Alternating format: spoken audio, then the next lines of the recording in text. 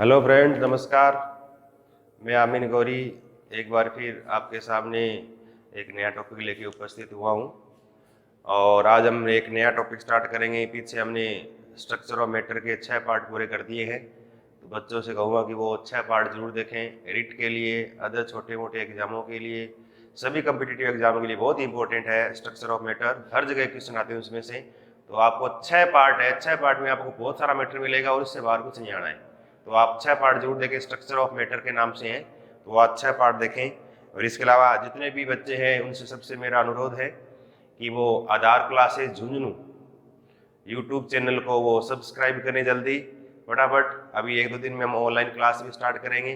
तो सभी से अनुरोध है कि जितने भी जो भी मेरे इस वीडियो को देख रहे हैं वो सभी आधार क्लासेस झुंझुनू के चैनल को सब्सक्राइब करें। और इसके अलावा मेरा जो चैनल है वो आमिन गौरी सर के नाम से है, वो भी आप सब्सक्राइब करें। दोनों चैनल को आप सब्सक्राइब करें ताकि जल्दी से क्या है आपकी ऑनलाइन क्लासेस स्टार्ट हो सके। और इसके अलावा कुछ बच्चों के जैसे मैं कमेंट पढ़ता हूँ तो उसमें उस कमेंट के बारे में 2-4 बातें बताना चाहूँगा कि जैसे वीडियो क्वालिटी जो है जो आप देखते हो उसमें अधिकतर बच्चे ना 144 और 140 पी पर देखते हैं। इसके ऊपर वीडियो क्वालिटी थोड़ी सी आपको हल्की मिलेगी, अक्सर भी थोड़े से आपको स्पष्ट दिखते नहीं है।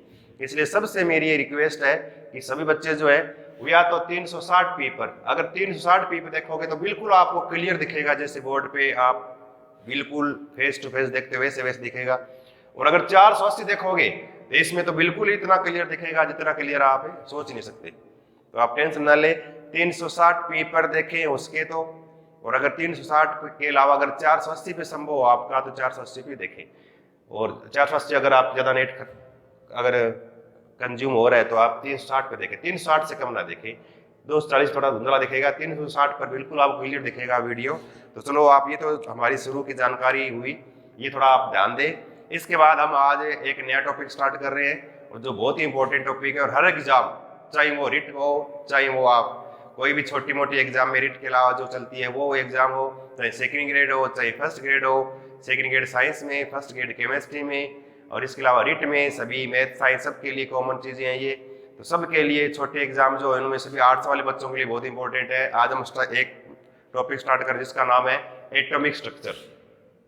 बहुत इंपॉर्टेंट टॉपिक है और हर एग्जाम के दृष्टिकोण से बहुत इंपॉर्टेंट है ये एटॉमिक स्ट्रक्चर, परमाणुवीय संरचना।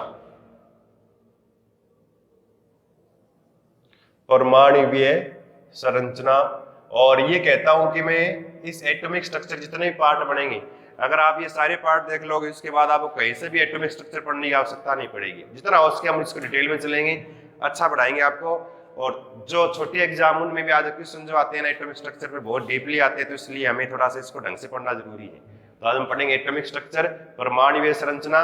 तो स्ट्रक्चर ऑफ मैटर के साथ ये थोड़ा सा जुड़ा हुआ पार्ट है परमाणु की संरचना। तो परमाणुवीय संरचना में सबसे पहला पॉइंट अब जहां पढ़ेंगे, और जैसे नाम है लिखा ना एटॉमिक, तो नाम है यहाँ पर एक एटम।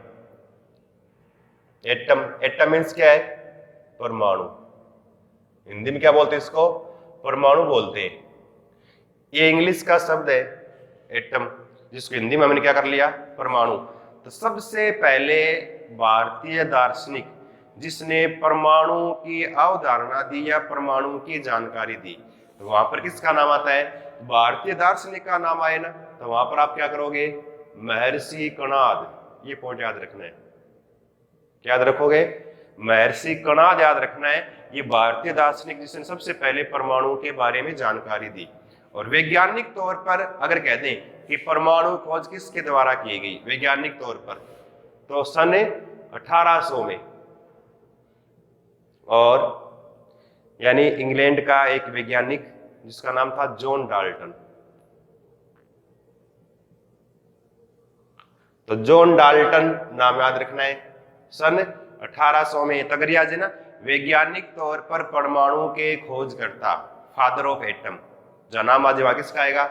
John Dalton. अगर परमाणु सीधा दे परमाणु का खोजकर्ता, तब भी आपको जॉन डाल्टन रखना है। कई बार परमाणु खोजकर्ता लिख के, ये परमाणु की जानकारी देने वाला प्रथम व्यक्ति लिख के जॉन डाल्टन का नाम नहीं आता, वहां पर महर्षि कणाद का नाम लिख देते हैं। तो आपको छोड़ना नहीं, महर्षि कणाद भी कर देना है, लेकिन दोनों आ जाए तो जॉन डाल्टन करना। और अगर ये आ जाए प्रथम भारतीय का नाम आ जाए, प्रथम भारतीय जिसने परमाणुओं की जानकारी दी, वहां किसका नाम आएगा? महर्षि कणाद का आएगा। तो यहाँ एटम शब्द जो है ना वो एक ग्रीक भाषा का शब्द है, ग्रीक भाषा का एक शब्द है, और वो शब्द क्या है? एटोमिया। ग्रीक भाषा का एक शब्द है ये एटोमिया। इससे क्या बना है? एटम बना है। और एटोमिया का अर्थ क्या होता है? अनकटेबल। इसका अर्थ क्या है? अनकटेबल यानी अविभाज्य। अनकटेबल यानी अविभाज्य। इसका मतलब यानी पदार्थ का वह छोटे से छोटा कण जिसे और आगे विभाजित नहीं किया जा सकता, यानी जिसको आगे और तोड़ा नहीं जा सकता, उस कण को क्या बोलते हैं? ग्रीक भाषा में एटोमिया बोलते हैं। और एटोमिया से हमने वर्ड क्या कर लिया? एटम। और जिसको हिंदी में हमने क्या कर लिया? इसको रूपांतरित करके क्या कर लिया? परमाणु कर लिया। तो याद रखना है एटम शब्द ग्रीक शब्द एटोमिया से बना है, जिसका अर्थ होता है अनकटेबल यानी अविभाज्य, जिसको आगे और तोड़ नहीं सकते। तो यानी पदार्थ जो है ना, पदार्थ के बारे में पीछे हमने पढ़े 6 पार्ट पढ़े पदार्थ यानी मैटर के बारे में। और हमारे चारों तरफ जो भी हमें दिखता है, जो हमारी ज्ञानेंद्रिय महसूस कर सकते हैं, उसको बोलते हैं मैटर यानी पदार्थ। और पदार्थ को अगर आप तोड़ना स्टार्ट कर दें, जैसे बोर्ड है, बोर्ड भी एक पदार्थ है, अगर आप बोर्ड को तोड़ना स्टार्ट कर दें, तोड़ते जाओ, लास्ट में बोर्ड में एक छोटा सा पार्टिकल बचेगा जिसको आगे और तोड़ना संभव नहीं है। वह छोटे से छोटा कण क्या कहलाएगा? वो परमाणु कहलाएगा। तो इसका मतलब पदार्थ की सबसे सूक्ष्म व छोटी इकाई का नाम क्या आएगा वहां पर? परमाणु। तो पदार्थ का सबसे सूक्ष्म व छोटा कण, तो वहां पर किसका नाम आएगा? परमाणु का नाम आएगा। यानी परमाणु पदार्थ की सबसे सूक्ष्म व संरचनात्मक इकाई है। और ये किसने बताया था? जॉन डाल्टन ने 1800 में परमाणु की जानकारी दी। और इसी जॉन डाल्टन ने लगभग 8 साल तक, कितना? लगभग 8 वर्ष तक इस परमाणु पर कार्य किया। और कार्य करने के बाद उसने 1808 में इस परमाणु से संबंधित एक परमाणुवाद का सिद्धांत दिया। परमाणुवाद सिद्धांत, जिसको इंग्लिश में क्या बोलते हैं? Atomic theory. क्या बोलेंगे इसको? एटॉमिक थ्योरी, परमाणुवाद का सिद्धांत। तो यहाँ पर एक बहुत ही मोस्ट इंपॉर्टेंट क्वेश्चन और बहुत बार एग्जाम में पूछा गया है कि परमाणुवाद सिद्धांत के जनक है, या आज लिखा हो जाए परमाणुवाद के जनक है, the father of atomic theory, या आ जाए फादर ऑफ यानी एटॉमिक थ्योरी आ जाए, या फादर ऑफ एटम ऐसे आ जाए, तब किसका नाम आएगा? हमेशा डाल्टन का नाम आएगा। तो परमाणुवाद का सिद्धांत एटॉमिक थ्योरी किसके द्वारा दी गई? जॉन डाल्टन के द्वारा 1808 में दी गई। तो 2-3 पॉइंट ये ध्यान रखने। फिर देखो इस परमाणुवाद सिद्धांत में जॉन डाल्टन ने क्या बात कही, इसलिए परमाणुवाद सिद्धांत के बारे में आपको मेन 5-4 पॉइंट जो है इसके मुख्य वो आपको आने चाहिए। क्यों? कारण क्या है? क्योंकि आज के क्वेश्चन जो बनते हैं ना, तो वहां परमाणुवाद के सिद्धांत के अंदर क्वेश्चन आएंगे ना, तो वहां परमाणुवाद के सिद्धांत में कई बार पूछ लेते हैं कि निम्नलिखित में से कौन सा परमाणुवाद सिद्धांत के लिए सत्य कथन है, या परमाणुवाद सिद्धांत के अनुसार कौन सा असत्य कथन है। इस सिद्धांत में क्या क्या बातें कही गई वो पॉइंट याद रखने, वो सत्य है, उसके अलावा पॉइंट आ गया तो क्या कहलाएगा? वो असत्य कहलाएगा। यानी परमाणुवाद के मुख्य पॉइंट है क्या? परमाणुवाद जो है इसके सिद्धांत के मेन पोस्टुलेट या मेन पॉइंट कौन कौन से? पहला पॉइंट, सबसे पहला, और पहला पॉइंट हमने लिखा अभी एटॉमिक नाम से। और पहला पॉइंट उसने क्या कहा डाल्टन ने कि परमाणु पदार्थ का सबसे सूक्ष्म कण है, सूक्ष्म कण है जिसे आगे विभाजित नहीं किया जा सकता, जिसे आगे विभाजित नहीं किया जा सकता, यानी इसको आगे और तोड़ा नहीं जा सकता। क्या कहलाएगा वो? परमाणु। यानी परमाणु क्या होता है? अविभाज्य पदार्थ का सबसे सूक्ष्म कण परमाणु कहलाएगा। पहला पॉइंट। दूसरा पॉइंट सेकंड, और सेकंड में क्या कहा इसने कि परमाणु होता है वह अस्थायी होता है, परमाणु अस्थायी होता है। अनस्टेबल जितने परमाणु सारे क्या होते हैं? अस्थायी होते हैं, इसलिए परमाणु स्थायित्व प्राप्त करेगा। तो स्थायित्व प्राप्त करने के लिए परमाणु आपस में एक दूसरे से जुड़ते हैं और परमाणुओं के जुड़ने से क्या बनेगा, अणु का निर्माण होता है। और एग्जाम में, फर्स्ट ग्रेड एग्जाम में जनरल साइंस में क्वेश्चन आ गया एक बार, और क्वेश्चन क्या आया कि परमाणुओं के मिलने से बनता है, और वहां पर ऑप्शन में आ गया एक अणु, एक आ गया तत्व। फर्स्ट ग्रेड में यानी जीके वाले में साइंस का प्रश्न आते, 5-7 प्रश्न आते साइंस के, उनमें साइंस में से एक क्वेश्चन ये आया था कि परमाणुओं के मिलने से बनता है, और वहां ऑप्शन आ गया अणु, एक आ गया तत्व, यौगिक, मिश्रण से 4 लिख दिए। तो वहां पर सही उत्तर क्या है, परमाणुओं के मिलने, टू कंबाइंड, जहां परमाणु का मिलने का नाम आ जाए ना वहां किसका नाम आएगा, अणु का। और तत्व भी सही है, कुछ ने तत्व सही कर दिया, लेकिन आरपीसी ने अणु माना। तत्व क्यों, तत्व क्या है, समान परमाणुओं का एक ग्रुप यानी समूह। तत्व में परमाणु आपस में मिलते नहीं है, एक समूह है, वो तो तत्व है, लेकिन जहां मिलना नाम आ जाए वहां किसका आएगा, अणु का आएगा। तो इसका मतलब तीसरा पॉइंट है, बहुत इंपॉर्टेंट है, और वो क्या है कि परमाणु मिलकर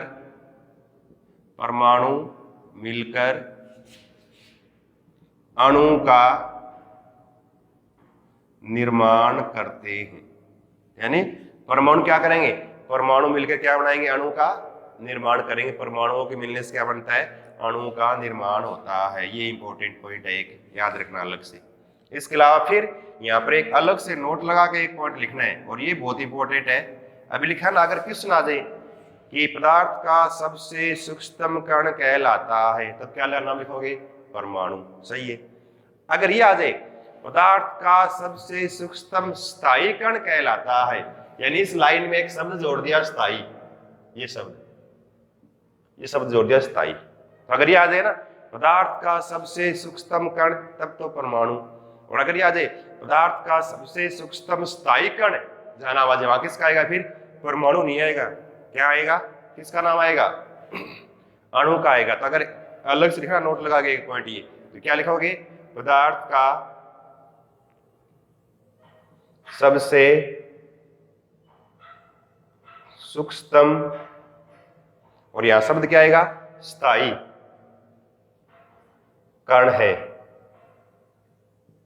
स्थायी जहां नाम आ जाए तो कण है, तो वहां पर किसका नाम आएगा, अणु का। किसका नाम आएगा, वहां अणु का आएगा। तो पदार्थ का सबसे छोटा कण परमाणु, पदार्थ का सबसे छोटा स्थायी कण, मतलब किसका आएगा, अणु का नाम आएगा। उसके बाद 4 नंबर पॉइंट, अब परमाणु जो है ना अस्थायी होते हैं, अभिक्रिया करते रहते हैं। इसका मतलब जितनी भी रासायनिक अभिक्रिया उसमें भाग कौन लेता है, परमाणु भाग लेता है। तो क्या लिखोगे, सभी रासायनिक अभिक्रियाओं में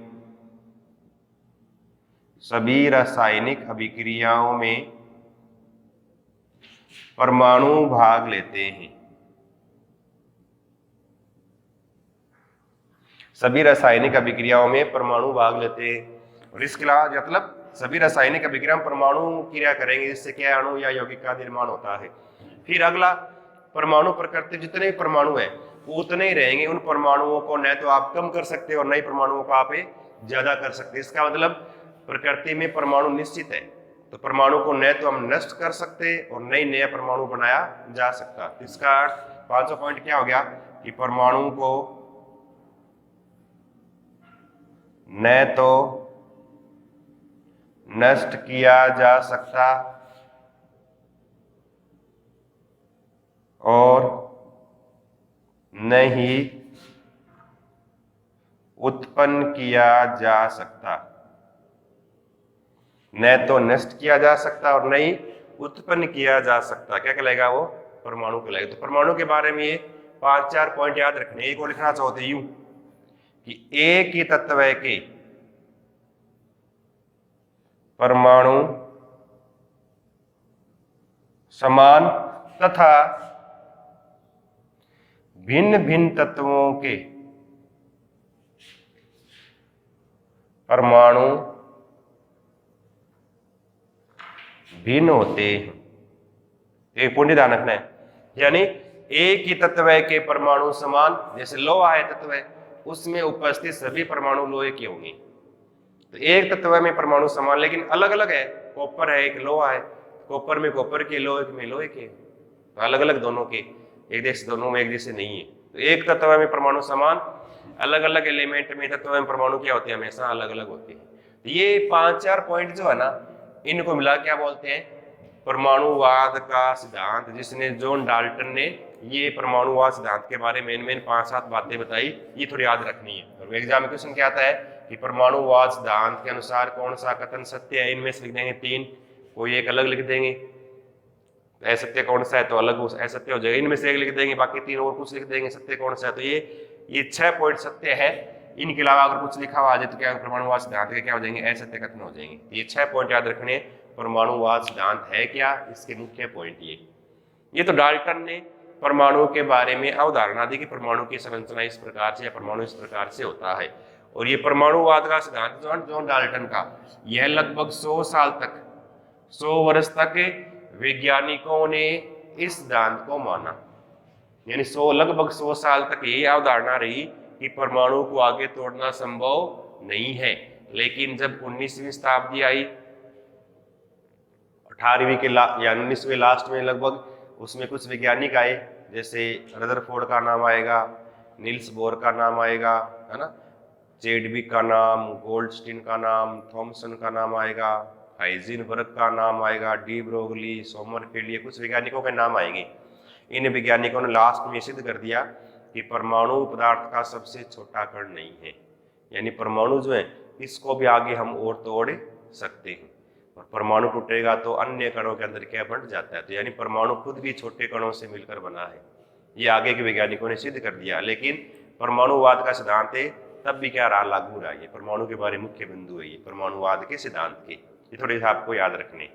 उसके बाद 2003-4 में जब पहली बार थर्ड ग्रेड एग्जाम हुई, आरपीएससी ने पहली बार एग्जाम करवाई थी, और जिसमें नेगेटिव मार्किंग नहीं थी, वहां पर एक क्वेश्चन आया था कि परमाणु के नाभिक में होते हैं। तो परमाणु का संरचना बनाई आगे ऐसे, नाभिक चारों इलेक्ट्रॉन के चक्कर काटते रहते हैं, ऐसे इलेक्ट्रॉन घूम रहे हैं, और नाभिक में क्या होते हैं, प्रोटॉन और न्यूट्रॉन होते हैं।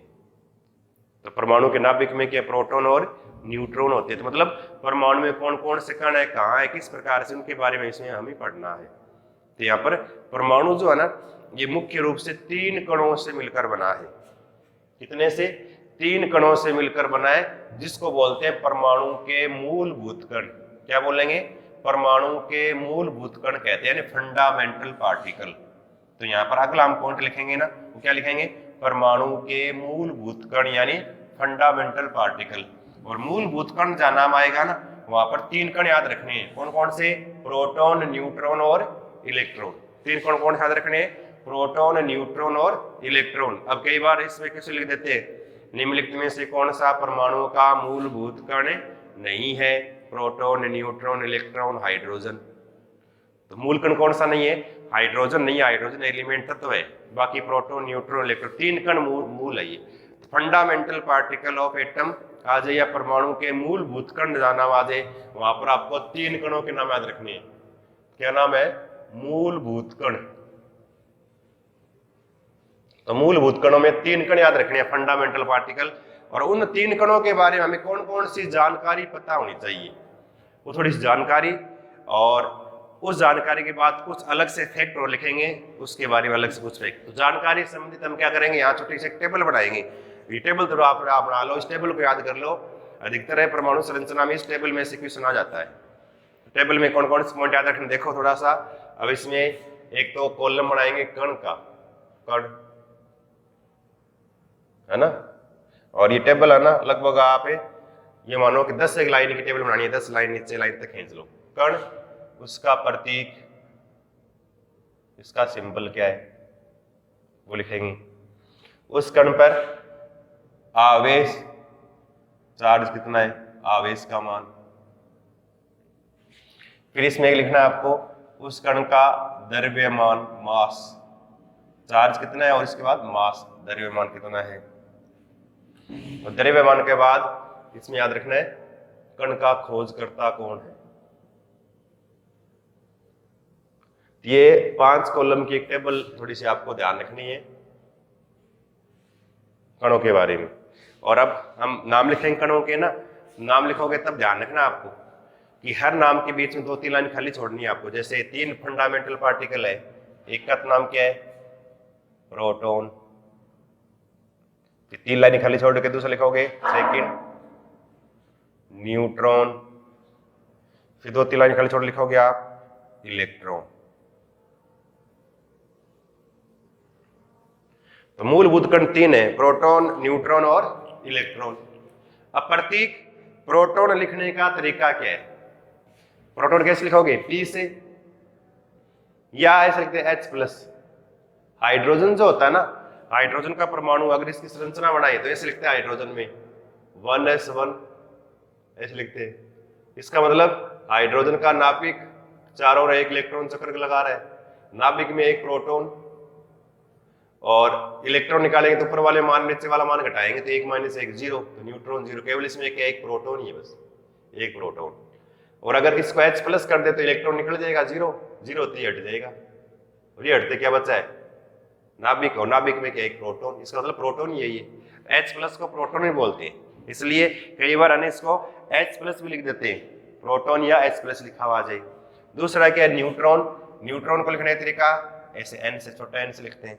इलेक्ट्रॉन को ऐसे E ऊपर लिखते हैं माइनस, ये लिखते हैं इसको बीटा कण के रूप में, बीटा माइनस, ऐसे इलेक्ट्रॉन को लिखने का तरीका।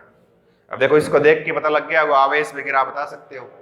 अब कहते हैं तीनों कणों में कौन सा धनावेशित कण है, कौन सा ऋणावेशित कण है, कौन सा उदासीन कण है। देखो धनावेशित में क्या है, प्रोटॉन पे चार्ज क्या है, प्लस। ये कण कौन सा है, धनावेशित।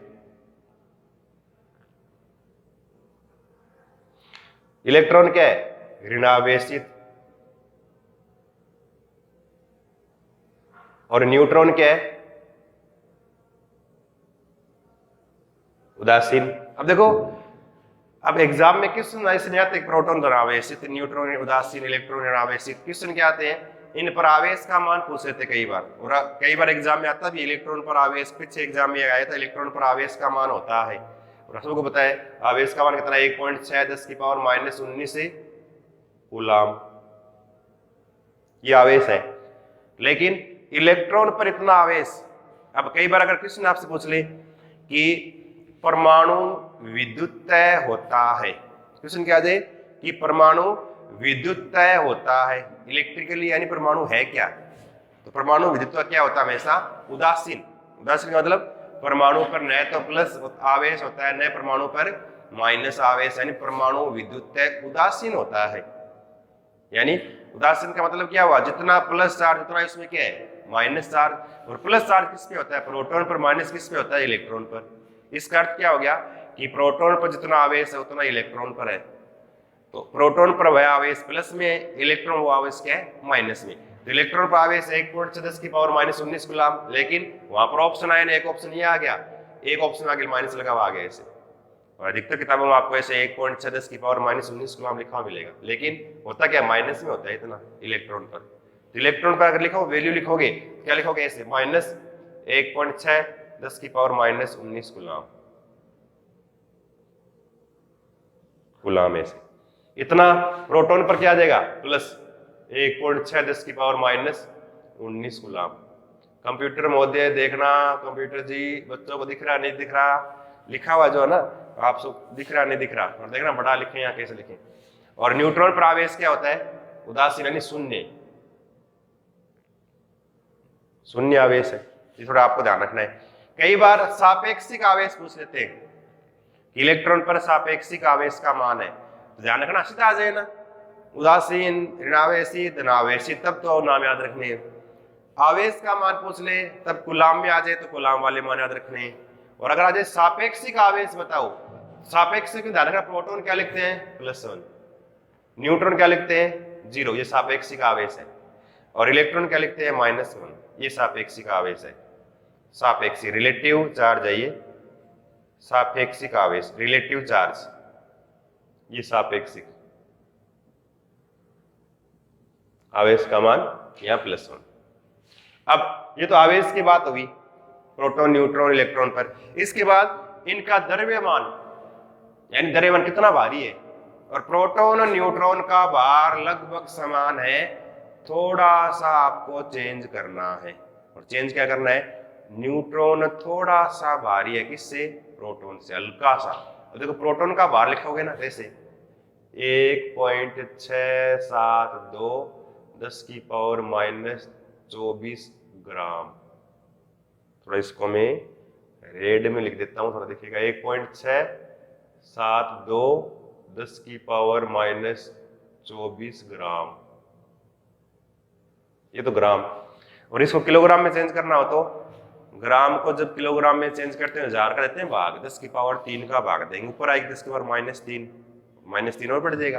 किलोग्राम में करोगे तो 1.672 10 की पावर माइनस 27 किलोग्राम केजी में, याद रखना आपको। 1.672 10 की पावर माइनस यानी 27 किलोग्राम। और कई बार इसका मान जो आना था वो AMU में था, एटॉमिक मास यूनिट। और एक बार अभी पीछे एग्जाम में आ भी गया था प्रोटॉन पर, AMU में द्रव्यमान का मान पूछ लिया, तो AMU में आ जाए ना तो याद रखना इसको ऐसे 1.007 AMU atomic mass unit. AMU यानी एटॉमिक मास यूनिट 1.007 प्रोटॉन पर। न्यूट्रॉन पर थोड़ा सा चेंज करना बस, सेम ही रहेगा 1.672 है ना यहाँ पर, या 3 या 4 लिखा मिल जाएगा बस, बाकी सेम वैल्यू यही रहेगी। 72 है वहां, 74 हो जाएगा या 73 हो जाएगा। 10 की पावर माइनस 24 तो ग्राम में, और 1.674 10 की पावर माइनस 27 क्या है किलोग्राम में, और 1.008 लिख दे, किस में आएगा ये AMU एटॉमिक मास यूनिट के अंदर आएगा, AMU के अंदर आएगा एटॉमिक मास यूनिट। और इसके बाद इलेक्ट्रॉन पर आवेश, ये सॉरी द्रव्यमान का मान, तो तीनों याद रखना, ये एग्जाम में पूछ लिए गए, प्रोटॉन न्यूट्रॉन पर AMU मान। और इलेक्ट्रॉन पर द्रव्यमान का मान सबसे हल्का कण है ये परमाणु का, तो 9.1, और ये इंपॉर्टेंट पॉइंट है 10 की पावर माइनस 28 ग्राम। किलोग्राम में चेंज करना हो तो 9.1 10 की पावर माइनस 31 क्या आएगा केजी यानी किलोग्राम में। और अगर AMU में पूछे तो 0.0054 ऐसे AMU एटॉमिक मास यूनिट। तो ध्यान रखना, द्रव्यमान का मान ग्राम में याद है तो किलोग्राम में कर सकते हो, किलोग्राम में याद है तो इसको आप AMU के अंदर भी आपको करना आना चाहिए, ये थोड़ा आपको ध्यान रखना है। और आवेश में है ना, एक पॉइंट याद रखना है आवेश में, ESU में इलेक्ट्रोस्टैटिक यूनिट। आवेश में है ना, कई बार पूछ लेते हैं प्रोटॉन पर आवेश है ना, तो प्लस 4.8 10 की power minus 11 ESU electrostatic unit, स्थिर विद्युत इकाई। और ये 0 है, इस पर माइनस हो जाएगा बस, माइनस 4.8 10 की power minus 11 ESU electrostatic unit यानी स्थिर विद्युत इकाई। ये थोड़े याद रखने आपको। आवेश हो गया, द्रव्यमान हो गया। उसके बाद खोजकर्ता सबको बताइए, किसी ने किसकी खोज की, अब बताओ खोजकर्ता में प्रोटॉन खोजकर्ता कौन है, किसका नाम आएगा, गोल्डस्टीन। अब देखो कई किताबें है ना, उन किताबों में अगर आप देखोगे तो आपको ये नाम लिखा हुआ मिलेगा रदरफोर्ड, ऐसे बहुत सारी किताबों में छोटे एग्जाम वाली किताबें आती है ना, SSC CGL वगैरह, उनमें छोटी जो जनरल साइंस की जिसमें थोड़े क्वेश्चन आते हैं, उनके अंदर रदरफोर्ड लिखा हुआ मिलेगा किताबों में।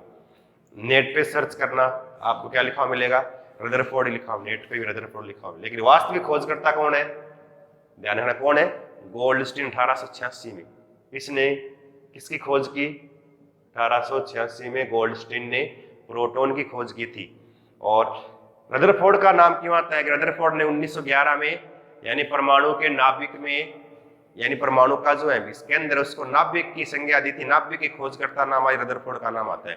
1911 तक परमाणु में केवल के प्रोटॉन और इलेक्ट्रॉन धनावेशित माइनस कण वाले यानी ऋणावेशित कण ही ज्ञात थे। धनावेशित मतलब प्रोटॉन, ऋणावेशित इलेक्ट्रॉन, तो कहा कि नाभिक धनावेशित यानी प्रोटॉन होते हैं, इसलिए प्रोटॉन में खोजकर्ता रदरफोर्ड का नाम आता है। लेकिन वास्तविक खोजकर्ता कौन है, गोल्डस्टीन ही है। इसके साथ याद रखना है रदरफोर्ड का नाम भी याद रखना है, रदरफोर्ड का नाम भी याद रखना है। अगर कई बार गोल्डस्टीन ना लिख कर ये लिख देता रदरफोर्ड, छोड़ना नहीं है, फिर आप रदरफोर्ड भी कर देना है। लेकिन वास्तविक दोनों आ जाए तब क्या करना है आपको, गोल्डस्टीन ही करना है। तो वास्तविक खोजकर्ता कौन है इसका, गोल्डस्टीन है। उसके बाद न्यूट्रॉन खोजकर्ता कौन है, जेम्स चैडविक। जेम्स चैडविक 1931 में या 1932 में। और इसके बाद इलेक्ट्रॉन खोजकर्ता कौन है, जे थॉमसन। जे थॉमसन और 1897 में इसने खोज की, जे थॉमसन। ये तीन चीजें हैं। तो प्रोटॉन खोजकर्ता कौन है, गोल्डस्टीन। न्यूट्रॉन का कौन हो गया? जेम्स चैडविक 1932 में। और इलेक्ट्रॉन खोजकर्ता कौन है? जे थॉमसन है। ये तीन इनके खोजकर्ता आपको याद रखने हैं। तो टेबल थोड़ी ढंग से याद रखनी है। इस टेबल में से एग्जाम में क्वेश्चन बहुत बार पूछते हैं, थोड़ा सा ध्यान रखना आपको। एक पॉइंट तो ये हो गया टेबल वाला। अब इस टेबल के अलावा अदर कुछ फैक्ट है, इस टेबल के अलावा अन्य कुछ के अलग से कुछ पॉइंट है, वो पॉइंट भी आपको क्या याद रखनी है। और पॉइंटों में क्या याद रखना है? एक तो जब खोज हुई ना, खोज किस प्रकार से की? तो सबसे पहले गोल्डस्टीन है ना, जैसे जॉर्ज थॉमसन है, इस जॉर्ज थॉमसन ने क्या बताया था कि जॉर्ज थॉमसन ने सबसे पहले एक वैज्ञानिक था विलियम क्रूक्स। क्या नाम था? William crooks. William crooks. और इसने इस प्रकार की एक नली काम मिली, जिसको तो विसर्जन नली का, ऐसे 2 इलेक्ट्रोड लगा दिए इस तरह से, एक धनावेशित इलेक्ट्रोड, एक ऋणावेशित। धनावेशित को बोलते हैं एनोड, ऋणावेशित को बोलते हैं कैथोड। और इसमें बहुत अधिक चार्ज वाला इलेक्ट्रिक विभव लगाया, लगभग क्या है 10,000 वोल्ट। ऐसे 10,000 वोल्ट की इसमें लाइट लगाई। वो आपको पता है 10,000 वोल्ट बहुत ज्यादा होती है। और इसमें डिस्चार्जिंग ट्यूब में अलग अलग गैसें भरी और जिसका दाब बहुत ही कम कर दिया। कम दाब पर बहुत अधिक दाब, यानी इसमें विद्युत प्रवाहित किया गया। और लाइट प्रवाहित की गई ना, तो विद्युत प्रवाहित करने पर, मतलब विद्युत प्रवाहित होगी ना, विद्युत प्रवाहित होने पर कैथोड व एनोड। तो विलियम क्रूक्स ने क्या देखा कि कैथोड जो इलेक्ट्रोड है उसमें से कुछ किरणें निकली और निकल कर क्या वो एनोड की तरफ गति करना स्टार्ट कर दी। इसीलिए विलियम क्रूक्स ने कैथोड से निकलने वाले इन किरणों को, कैथोड से निकलने वाली इन किरणों को इसी कैथोड के नाम से क्या नाम दे दिया? कैथोड किरणें कह दिया। तो अगर ये आ जाए ना एग्जाम में पूछ ले कि कैथोड किरणों के खोज करता है, तो किसका नाम आएगा? विलियम क्रूक्स है। और इसी कैथोड किरणें जो है ना, इस कैथोड किरणों के बारे में बाद में जॉर्ज थॉमसन ने क्या बताया कि कैथोड किरणें जो है ये क्या छोटे छोटे कणों से मिलकर बनी है, और जिन कणों पर क्या माइनस आवेश होता है, और इन कणों को इलेक्ट्रॉन, यानी इसलिए जे थॉमसन ने कह दिया कि ये कैथोड वाली किरणें छोटे छोटे कणों से मिलकर बनी है, जो ऋणावेशित कण है।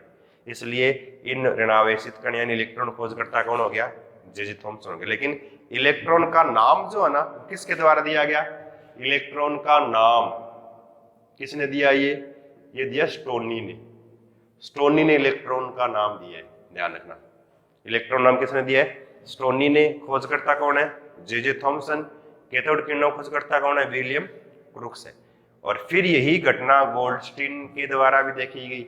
और गोल्डस्टीन ने कहा जब ये विलियम क्रूक्स वाली विसर्जन नलिका में अगर लाइट पास करे, 10,000 वोल्ट अधिक विद्युत विभव पास करे, तब कैथोड के साथ साथ एनोड से भी कुछ किरणें बाहर निकलती है, जिनको एनोड किरणें या इनको बोलते केनाल किरणें कहा जाता है।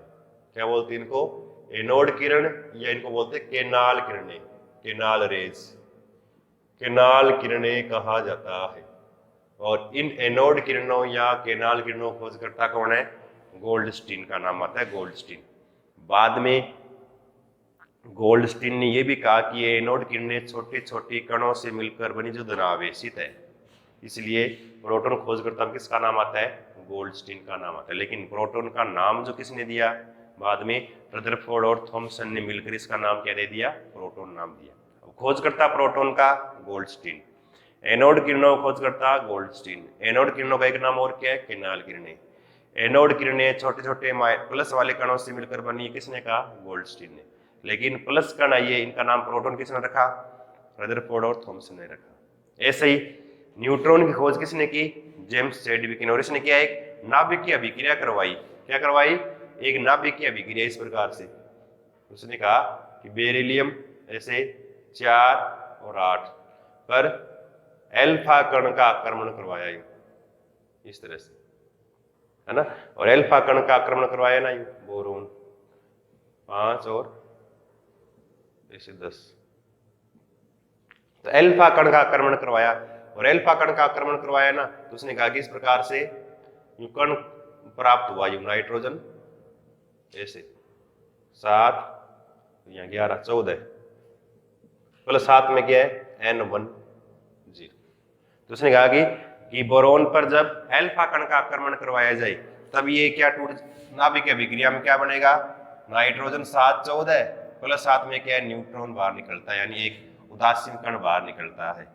और इसी उदासीन कण का बाद में नाम किसने रख दिया, न्यूट्रॉन नाम रख दिया, जेम्स चैडविक के द्वारा कहा गया कि ये न्यूट्रॉन है। ये थोड़ा सा आपको ध्यान रखना इनकी खोज के बारे में। और इलेक्ट्रॉन पर आवेश जो है ना, कितना इलेक्ट्रॉन पर आवेश, -1.6 कूलाम इलेक्ट्रॉन पर आवेश, ये वाला इलेक्ट्रॉन पर आवेश। इस आवेश की गणना किसके द्वारा की गई, तब ध्यान रखना एक वैज्ञानिक का नाम R.A. मिल्लिकन, R.A. मिल्लिकन। इस R.A. मिल्लिकन ने सबसे पहले इलेक्ट्रॉन पर आवेश की गणना की 1.6 कूलाम, इतना आवेश होता है इलेक्ट्रॉन पर। और उसने एक विधि काम में जिसको बोलते हैं तेल बूंद मापी विधि, क्या बोलते हैं इसको, तेल बूंद मापी विधि से उसने इलेक्ट्रॉन पर आवेश की गणना की थी। किसने, R.A. मिल्लिकन के द्वारा, ऑयल ड्रॉप मेथड, तेल बूंद मापी विधि, ऑयल ड्रॉप मेथड के द्वारा उसने इलेक्ट्रॉन पर किसकी गणना की थी, आवेश की गणना किसके द्वारा, R.A. मिल्लिकन के द्वारा की गई। ये थोड़ा सा आपको एक पॉइंट और याद रखना है। ये तो है मूलभूत कणों के बारे में मुख्य मुख्य बातें जो आपको याद रखनी है, और एग्जाम के दृष्टिकोण से बहुत ही इंपॉर्टेंट चीजें थोड़ी सी आपको इस टेबल को थोड़ा लेना है, याद कर लेना है। इसमें से एग्जाम में जनरली कोई ना कोई क्वेश्चन पूछे लेते हैं। ये तो है परमाणु है क्या, परमाणु की मूल अवधारणा है क्या, परमाणु के मूलभूत कण कौन से हैं। अब देखो इन 3 कणों के अलावा ऐसे परमाणु में लगभग 35 प्रकार के कण और भी पाए जाते हैं। कितने, 35 अन्य प्रकार के कण भी पाए जाते हैं। और इन 35 कणों में 3 कण तो है ही, लेकिन हमें कुछ 3-4 कण और हैं, उनकी भी थोड़ी सी एक दो बातें याद रखनी है, और एग्जाम में जनरली उसमें से क्वेश्चन पूछ लेते हैं। देखो एक तो क्या है, 3 कण तो है ही, इन 3 कणों के उल्टे कण करने हमें। देखो प्रोटॉन है, प्रोटॉन का उल्टा कण क्या लिखोगे आप, anti proton, anti proton. Neutron के लिए नाम क्या आएगा, एक न्यूट्रिनो। और एक इलेक्ट्रॉन का उल्टा कण यानी एंटी इलेक्ट्रॉन, और ये बहुत इंपॉर्टेंट है, एंटी इलेक्ट्रॉन या प्रति इलेक्ट्रॉन, या इसका एक नाम है पॉजिट्रॉन। ये तीनों नाम पॉजिट्रॉन। अगर ये आ जाए ना, प्रोटॉन का विपरीत कण है तो एंटी प्रोटॉन, उल्टा, एंटी मतलब उल्टा, एंटी प्रोटॉन। न्यूट्रॉन का है तो न्यूट्रिनो। इलेक्ट्रॉन का विपरीत कण या प्रति कण कहलाता है तो पॉजिट्रॉन नाम आ जाएगा, या प्रति इलेक्ट्रॉन नाम आ जाए, या एंटी इलेक्ट्रॉन नाम आ जाए। ये तीनों इलेक्ट्रॉन के नाम है। अब एंटी प्रोटॉन पर आवेश क्या होगा, प्रोटॉन पर आवेश प्लस, एंटी प्रोटॉन पर आवेश क्या होगा, माइनस। तो ध्यान रखना, प्रोटॉन धनावेशित, एंटी प्रोटॉन क्या होता है, ऋणावेशित। बाकी सब कुछ प्रोटॉन के समान ही है इसमें। और इसका खोजकर्ता याद रखना, खोजकर्ता कौन है, सेगरे, ये नाम याद रखना है, खोजकर्ता कौन है, सेगरे। तो एंटी प्रोटॉन पर प्रोटॉन के विपरीत आवेश, बाकी सब गुण प्रोटॉन के समान, खोजकर्ता इसका सेगरे। न्यूट्रॉन का सब कुछ न्यूट्रॉन के समान, केवल इसका चक्रण है वो न्यूट्रॉन के विपरीत होता है। और खोजकर्ता आता है पोलिंग, का नाम आता है पोलिंग, या कहीं पर कॉर्क लिखा हुआ मिलेगा आपको, कॉर्क, पोलिंग याद रखना है। एंटी इलेक्ट्रॉन या प्रति इलेक्ट्रॉन, या जिसको पॉजिट्रॉन बोलते हैं। और इसको दर्शाने का तरीका क्या है, अब देखो इलेक्ट्रॉन पे चार्ज क्या था, माइनस, इस पे चार्ज क्या होगा, प्लस। इसको बीटा प्लस से लिखते हैं, या ई प्लस लिख देंगे, इलेक्ट्रॉन का उल्टा प्लस आ जाएगा इस पर, इलेक्ट्रॉन माइनस है तो इलेक्ट्रॉन का विपरीत कण है ये पॉजिट्रॉन, या बीटा धनावेशित कण बोल सकते हो, या इलेक्ट्रॉन प्रति इलेक्ट्रॉन, या इलेक्ट्रॉन का प्रतिकण है, ऐसे आ जाए। तब ये सब कुछ इलेक्ट्रॉन के समान, केवल आवेश इलेक्ट्रॉन का उल्टा प्लस आ गया इसमें। और खोजकर्ता याद रखना कौन है इसका, एंडरसन। खोजकर्ता कौन है इसका, एंडरसन याद रखना है। और एक ऐसा कण जो इन 3 कणों के समान, अब देखो एंटी प्रोटॉन ऋणावेशित, न्यूट्रिनो 0 है, एंटी इलेक्ट्रॉन या पॉजिट्रॉन धनावेशित। लेकिन चौथा कण ऐसा कण जिस पर सभी प्रकार का आवेश हो सकता है, धनावेशित भी हो सकता है, ऋणावेशित भी हो सकता है, जीरो भी हो सकता है। सभी प्रकार के आवेश वाला कण कौन सा होता है? मेसोन, जिसको पाई से दर्शाते हैं या इसको म्यू से भी लिखते हैं ऐसे। तो pi plus, pi minus, pi zero हो सकता है, या म्यू प्लस, म्यू माइनस या म्यू जीरो हो सकता है। मेसोन है, सभी प्रकार के आवेश मेसोन पर होते हैं, सभी प्रकार के आवेश। खोजकर्ता बहुत इंपॉर्टेंट, इसका खोजकर्ता कौन है? इसका युकावा। कौन है खोजकर्ता इसका? युकावा इसका खोजकर्ता, थोड़ा ध्यान रखना, ये बहुत इंपॉर्टेंट है। और इसका द्रव्यमान जो है ना, याद रखना, मेसोन का द्रव्यमान इलेक्ट्रॉन के द्रव्यमान का 200 गुना होता है। मतलब मेसोन का द्रव्यमान जो है ना, वो इलेक्ट्रॉन के द्रव्यमान का 200 गुना होता है। इलेक्ट्रॉन को 200 से गुना कर दें द्रव्यमान को, तो मेसोन का द्रव्यमान आ जाएगा। तो 4 कण और है ये, तो 3 मूलभूत कण है, मूलभूत कण 3 ही है ये, बाकी 4 कण और याद रखने। इनके बाद एक दो बात याद रखनी जो एग्जाम में कई बार पूछ लेते हैं। तो ये तो है परमाणु के मूलभूत कण, परमाणु पाए जाने वाले मुख्य मुख्य कण हो गए ये, यहाँ तक थोड़ा आपको याद रखना है। तो ये तो परमाणु के बारे में जनरल इंट्रोडक्शन, यानी परमाणु है क्या, किस प्रकार से खोज हुई। इसके बाद है ना परमाणु की, अब बोलते हैं परमाणु के नाभिक में प्रोटॉन, न्यूट्रॉन, इलेक्ट्रॉन चार तरफ चक्कर काटते हैं। तो परमाणु की साइज बहुत ही कम होती है, कितनी होती है? 10 की पावर माइनस 10 मीटर। परमाणु की साइज जो होती है ना, 10 की पावर माइनस 10 मीटर। और नाभिक की साइज होती है 10 की पावर माइनस 15 मीटर, बहुत ही कम है। तो इतना बहुत छोटा सा परमाणु या नाभिक है। अब देखो, इसको हम नग्न आंखों से देखना संभव नहीं है। अब उसके अंदर कण है, प्रोटॉन, न्यूट्रॉन, इलेक्ट्रॉन, और भी क्या हो गए? छोटे हो गए, तो उनको और भी देखना संभव नहीं है। तो हम पता कैसे लगा कि प्रोटॉन, न्यूट्रॉन नाभिक में इलेक्ट्रॉन चार तरफ चक्कर काटते हैं? ये पता लगाने के लिए वैज्ञानिकों ने कुछ क्या प्रयोग किए, जिनको बोलते हैं परमाणु संरचना के मॉडल। क्या बोलते हैं इनको? मॉडल कहते हैं, जिनके बारे में हम अगले सेकंड वीडियो में पढ़ेंगे, परमाणु संरचना का सेकंड पार्ट में। तो फर्स्ट पार्ट में आज इतना ही है, थोड़ा आप इसको गौर से पढ़ें, टेबल तो ढंग से याद करें। इसके बारे में कुछ पॉइंट मैंने बताए हैं, ऐसे ओरली बताए हैं ऐसे, तो आप नोट कर ले कॉपी में, उनको ढंग से याद करें। इसके अलावा आप सबसे मेरी एक रिक्वेस्ट है कि आधार क्लासेज झुंझुनू के चैनल को जितना हो सके आप सब्सक्राइब करें। अपने साथ वाले जितने भी स्टूडेंट हैं, साथ वाले जितने मित्र लोग हैं, आप जितने भी कलीग हैं, उन सबको बोलो कि आधार क्लासेज झुंझुनू के चैनल को सब्सक्राइब करें, ताकि हम 1-2 दिन में जल्दी से आपकी ऑनलाइन क्लासेज भी स्टार्ट करें। वीडियो चलते रहेंगे ये, लेकिन साथ में ऑनलाइन क्लासेज कुछ 2-3 क्लासें ऑनलाइन करें। आप 3-4 क्लासें ऑनलाइन करने की कोशिश है हमारी, ताकि आप घर बैठे बैठे आराम से, अभी जैसे 15-20 दिन 1 महीने तक वो लॉकडाउन चलेगा, तब उसमें हम आराम से इसको घर पे कवर कर सकें। तो आज इतना ही बहुत है आज के लिए, फिर दोबारा अगले वीडियो में मिलेंगे अगला पार्ट लेकर। तब तक के लिए धन्यवाद। जय हिंद, जय भारत।